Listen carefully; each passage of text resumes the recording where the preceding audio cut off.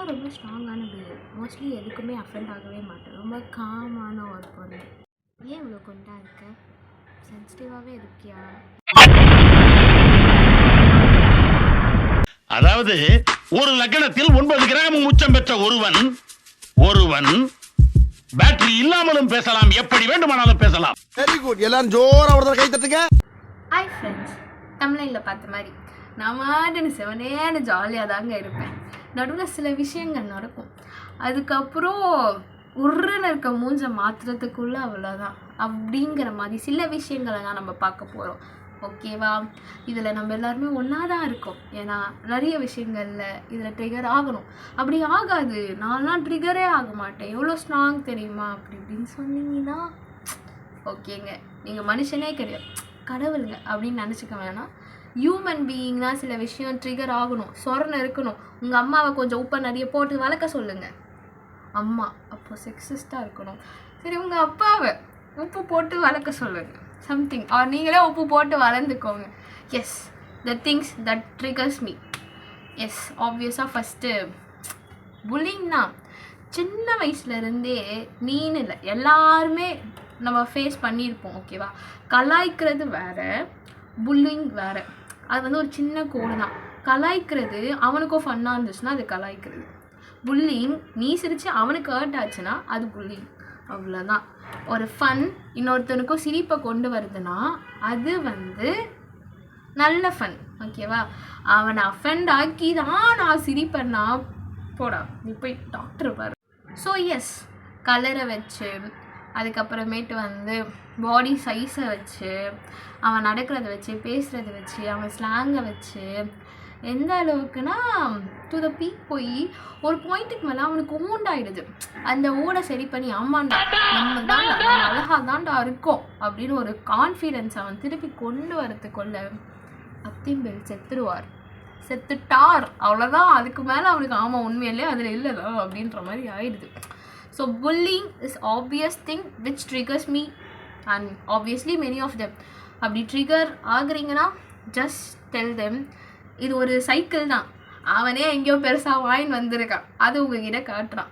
And it's not like ஃபன்னாக தான் இருக்கா அப்படின்னா இல்லை. ஆப்வியஸாக மோஸ்ட் ஆஃப் த புல்லிங் ஃபன்னாக இல்லை. அது என்ன உன்னை பண்ணுறாங்களா அதனால தான் ஃபன்னாக இல்லை அப்படின்லாம் இல்லைடா, இல்லை, அவ்வளோதான். So second thing most of the female face பண்ணியிருப்போம், க்ரீப்பினஸ். க்ரீப்பாக பார்க்குறாங்க, க்ரீப்பாக கிட்டக்க இருக்காங்க, ஒரு க்ரீப்பாக தொடுறாங்கன்னா இந்த எச்ச பிறவிலாம் எதுக்கு உயிரோடு இருக்குன்ற அளவுக்கு கோவம் வேறு தான் செய்யும். அதுக்கு வேறு இந்த விக்டிம் பிளேமிங் பண்ணின்னு வந்தாங்கன்னா ஏண்டா ரேஜ் பைட் பண்ணுறீங்கன்ற அளவுக்கு கோவம் வரதான் செய்யும். அதுலேயும் நீங்கள் எத்தனா ஒரு செக்ஷுவல் ஹராஸ்மெண்ட்க்கு விக்டிம் ஆகிட்டீங்கன்னா முடிஞ்சிட்டு அவ்வளோதான், மனுஷ பிறவியே வேஸ்டா அப்படின்ற அளவுக்கு தோண ஆரம்பிச்சிடும். So that's the main thing that triggers me out. அதுக்கு சப்போர்ட் வேறு பண்ணுவாங்க. அந்த நேரத்தில் அந்த பொண்ணு போகணும், எப்பா எந்த நேரத்தில் போனாலும் அவன் ஒரு பொறுப்பாக இருக்கணும் தானேப்பா அப்படின்ற மாதிரி அது ட்ரிகர் ஆகும். And the third thing is disorders. Mental டிஸார்டர்ஸை ஏதோ அவனுக்கு இருக்க ஹேபிட் மாதிரி சொல்கிறது is not fine at all. Example OCD, obsessive compulsive disorder. You know if you know. Yes.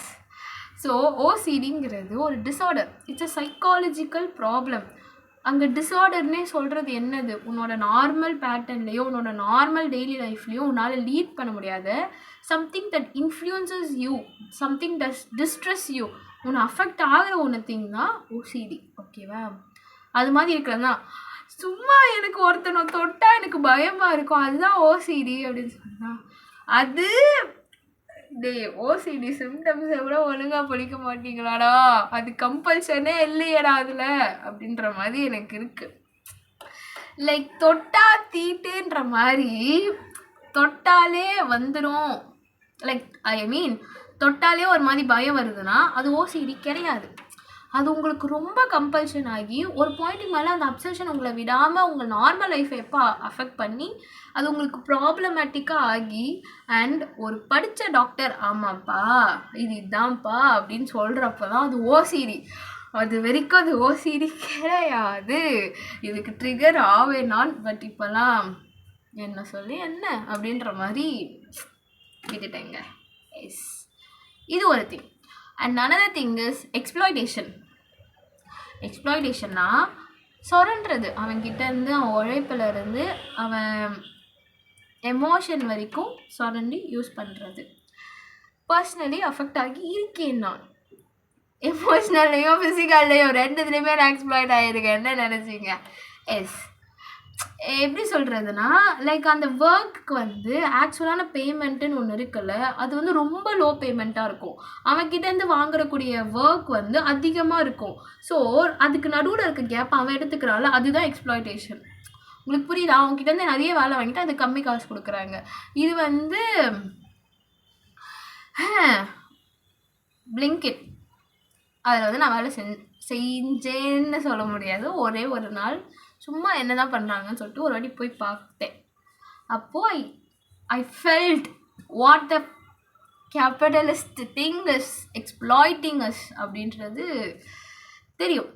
And another thing is emotional exploitation in the name of situationship, platonic relationship and benching, bombing. இதெல்லாம் என்னன்னா நான் சொல்லிட்டேன், அந்த பொண்ணுக்கும் தெரியும் சிச்சுவேஷன்ஷிப்புன்னு label பண்ணிக்கிட்டோம் அப்படின்னு சொன்னாங்க.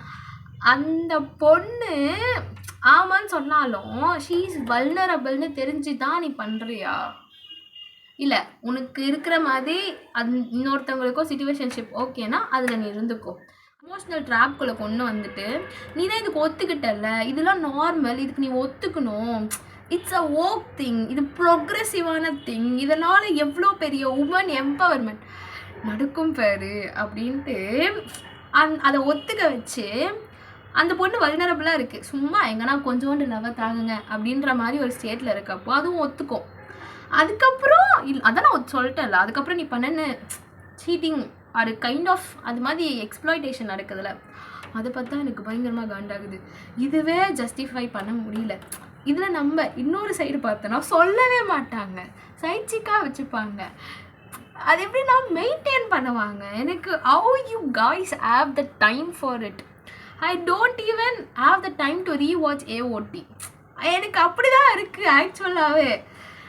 இதெல்லாம் பார்த்தா இன்னும் இந்த ஸ்டஃப்ஸ்லாம் இந்த ரிலேஷன்ஷிப்க்கு லேபிள் பண்ணி அதை ஜஸ்டிஃபை பண்ண ட்ரை பண்ணுறது exactly triggers me to the peak. It triggers me out. இதுதான் ஒன்று. அதுக்கப்புறம் வேறு என்ன சொல்லலாம், வேறு என்ன ரொம்ப ட்ரிகர் ஆகும்னா, ஒரு பக்கம் seeing love as a casual thing எப்படி ப்ராப்ளமாக இருக்கோ, அதே மாதிரி seeing love as a sin even today, even in this world அப்படின்றது எனக்கு இன்னுமா நம்பிட்டு போகாமல் இருக்குது அப்படின்ற மாதிரி இருக்குது. எஸ், எப்படி சொல்கிறதுனா, ஆமாம், immature love, wrong side fall, or கண்டிப்பாக என்ன தப்பு நடக்கலாம், நிறைய இஷ்யூஸ் இருக்குது.